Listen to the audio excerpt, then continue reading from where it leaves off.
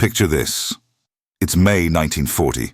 Hermann Göring, draped in his elaborate uniform adorned with medals, sits in his opulent office at the Reich Air Ministry in Berlin. A telegram arrives containing President Roosevelt's latest speech. As he reads it, a smile creeps across his face. Then he begins to laugh, a deep, mocking laugh that echoes through the halls. 50,000 planes? He scoffs to his aides. The Americans are dreaming. This is nothing but propaganda for weak minds. 4 years later, that same man would watch the skies over Germany darken with American bombers, not tens of thousands, but hundreds of thousands of aircraft. America hadn't just met Roosevelt's impossible goal. They had doubled it, then tripled it, building a steel avalanche that would help crush the Third Reich. This is the story of history's greatest miscalculation, and how American factories became the arsenal that won World War II. The date was May 16, 1940, and the world was watching Europe burn. Hitler's Wehrmacht had just launched their blitzkrieg against France, Belgium, and the Netherlands. The supposedly impregnable Maginot Line had been bypassed, and German panzers were racing toward Paris with terrifying speed. Britain stood virtually alone, and many believed it would be invaded within weeks.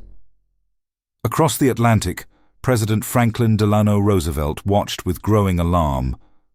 America was officially neutral, but FDR knew that neutrality was becoming impossible. If Britain fell, if the Nazis controlled all of Europe, America would face a dark and dangerous future.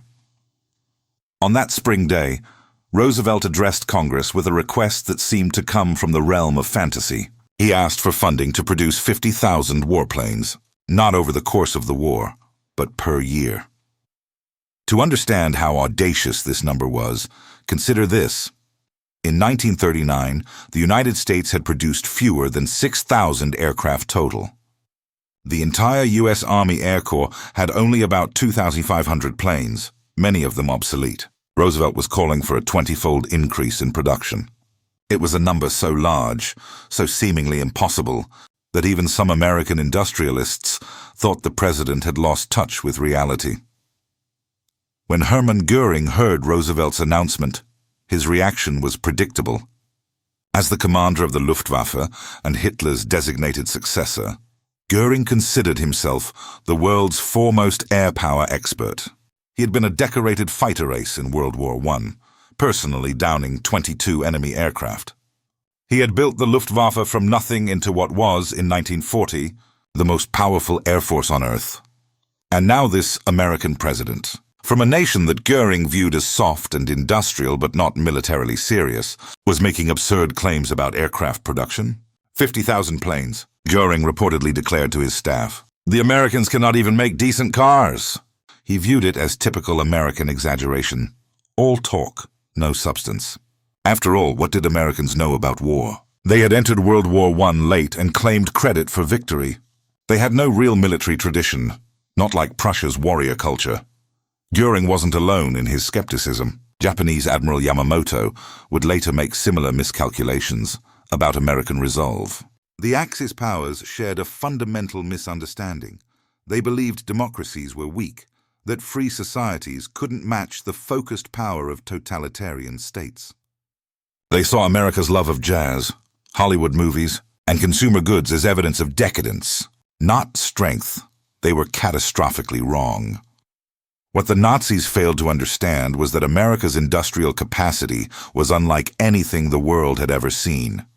While European factories had been designed for traditional manufacturing, American industry had pioneered mass production techniques that made the impossible routine. Henry Ford hadn't just built cars. He'd revolutionized manufacturing itself. The assembly line, interchangeable parts, scientific management. These innovations meant American factories could scale production in ways European manufacturers couldn't imagine. When Roosevelt issued his challenge, American industry responded with stunning speed. Automobile plants in Detroit retooled to build aircraft engines and fuselages. Women flooded into factories by the millions, taking jobs previously reserved for men. Rosie the Riveter wasn't just propaganda. She was real, and she had millions of sisters. The Ford Motor Company built an entirely new facility at Willow Run, Michigan, specifically designed to mass-produce B-24 Liberator bombers. At its peak, the Willow Run plant produced one complete B-24, a four-engine heavy bomber, every 63 minutes. Imagine that. A bomber rolling off the assembly line faster than most people could eat lunch. Boeing, Douglas, Lockheed, Consolidated. North American Aviation. These companies grew from modest operations into industrial titans almost overnight. They didn't just build planes. They invented new ways to build planes faster, cheaper, and in greater numbers. Let's look at what America actually produced. In 1940, the year of Roosevelt's speech, 12,804 aircraft. In 1941, 26,277 aircraft. In 1942, 47,836 aircraft, approaching Roosevelt's impossible goal. In 1943, 85,898 aircraft, exceeding it by 70%.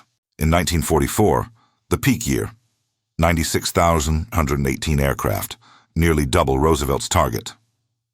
By the war's end in 1945, American factories had produced approximately 300,000 aircraft. That's more than Germany, Britain, Japan, and the Soviet Union produced, combined. These weren't just trainers or reconnaissance planes either. America built nearly 13,000 B-17 Flying Fortresses, over 18,000 B-24 Liberators, more than 15,000 P-51 Mustang fighters, the plane that would escort bombers all the way to Berlin and back. Over 12,000 P-47 Thunderbolts, thousands of Navy fighters, transport planes, cargo aircraft. And America didn't just build planes for itself. Through the Lend-Lease program, the U.S. supplied thousands of aircraft to Britain, the Soviet Union, and other allies. Soviet pilots flew American P-39 Airacobras on the Eastern Front. British bombers were supported by American-built aircraft. In every theater of the war, American planes filled the skies. By 1943, Hermann Göring's laughter had died in his throat. The Luftwaffe, once masters of European skies, was being bled white defending the Reich. Every day, hundreds of American B-17s and B-24s thundered over Germany in massive formations, escorted by swarms of fighters. German pilots were brave and often skilled, but they were outnumbered and overwhelmed. Göring reportedly told his pilots, "When you see white bombers, those are American. When you see black bombers, those are British. When you see no bombers at all, that's the Luftwaffe." The joke was bitter, but it reflected reality. By 1944, the Allies had achieved total air superiority. German factories, oil refineries, transportation networks, all were systematically destroyed by an air armada that seemed endless. For every German plane shot down, 2 more American aircraft appeared. Göring, once rotund and confident, became withdrawn and addicted to morphine. The man who had laughed at American industrial capacity now watched helplessly as that capacity crushed his air force and his nation. The story of Roosevelt's 50,000 planes isn't just about aircraft production numbers. It's about the power of industrial democracy, the danger of underestimating your opponent, and how totalitarian arrogance can blind leaders to reality. The Nazis believed their ideology made them superior. They believed democratic societies were too weak, too divided, too soft to match authoritarian focus and will. They looked at American culture and saw only superficiality, not the industrial and organizational genius beneath. But America's strength came precisely from its openness. The factories that built bombers were designed by immigrants and engineers from diverse backgrounds. The workers were men and women of all races and creeds.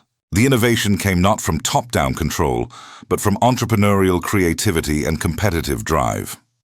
When the war ended, America had built more than planes. It had proved that free societies, when threatened, could outproduce, outfight, and outlast any tyranny. Hermann Göring's laughter in 1940 became one of history's great ironies, a symbol of the fatal miscalculation that doomed the Axis powers from the start. Roosevelt's impossible goal wasn't just met. It was exceeded beyond anyone's imagination, except perhaps Roosevelt's own.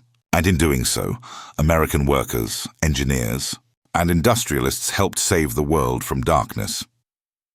The next time someone tells you something is impossible, remember the 50,000 planes and the man who laughed.